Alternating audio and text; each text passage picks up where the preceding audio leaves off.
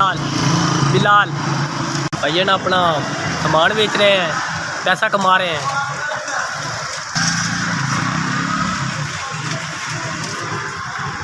पहले स्कूल पढ़ता सी, स्कूल छोड़ दिता है, पापा बहुत हो गए, तकरीबन 8 जमात पढ़े हुए नहीं करता सिलाई का।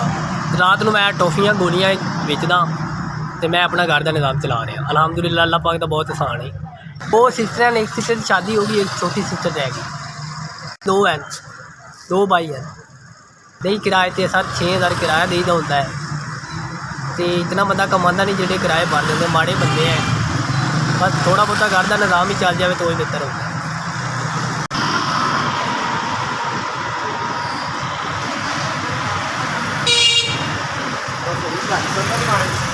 सर मैं आज मार्केट रहता हूँ दिल्ली दरबार, उत्थे मेरे को क्वार्टर है, उत्थे मैं भाई मौसमी वाला रेहड़ी है उनके नाल रहता, दोस्त दो मिल के किराया फोल्ड करते हैं, दूसरे रहते। 0348 90 12 196 0348 90 12 196।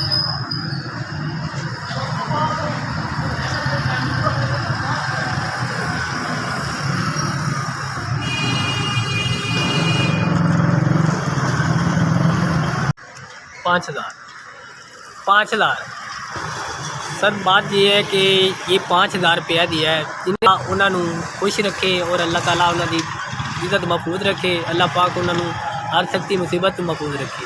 अल्लाह पाक उन्होंने इतना कि देवे कि साढ़े वर्गे लोगों की हेल्प की। ने भी 5000 रुपया दिता है। अल्लाह पाक को उन्होंने मुश्किल आसान करे और अल्लाह पाक को उन्होंने तती हवा भी ना लावे। हमारी दुआ है कि हमारे साथ भी उनको लग जाए।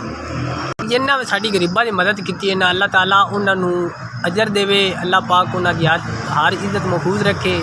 अल्लाह पाक उन्होंने इज्जत महफूज रखे। अल्लाह पाक उन्होंने हमेशा तौर पर ज़िंदगी दे। असलिया साड़ी बड़ी मेहरबानी। सलाम, हम सलाम करते हैं। अल्लाह पाक तब इज्जत देवे।